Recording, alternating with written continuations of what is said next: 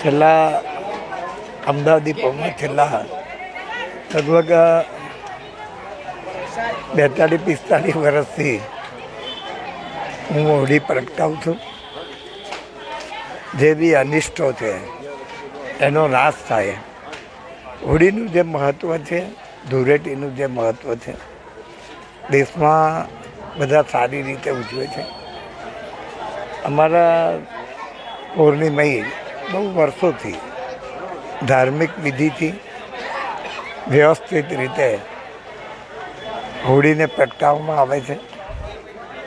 અમારા અત્રી મહારાજ પહેલાંના પિતાશ્રી રમણભાઈ શાસ્ત્રી આ વેદોના જાણકાર છે અને સારી રીતે આ ઉત્સવ ઉજવાય એ રીતે અમારા યુવાનો પણ વર્ષોથી આમાં જોડાય છે અને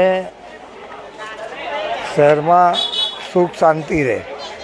હોળીનો તહેવાર એટલે પહેલાં આદિવાસીઓને બધામાં એવું કહેવાય કે જે બી દુશ્મનો હોય એ દુશ્મનો સાથે એનું વેર ઝેર પૂરું કરવાનું એવો એક આ મહિમા.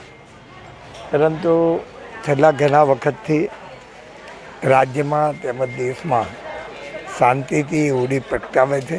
લોકો સમજતા થયા છે અને આ તહેવાર આખા શહેરમાં સારી રીતે ઉજવાય એવી ભગવાન શ્રીને પ્રાર્થના કરી. જે રીતે વરસાદને લઈને હોળીનું પણ એક મહત્વ હોય છે, આમાં જે જાણકારો હોય છે એનું કહેવું છે કે હોળી પરથી નક્કી થાય છે કે વરસાદ કેટલો, કેવી રીતે અને ક્યારે પડશે એ બધું નિષ્ણાતો જણાવતા હોય છે.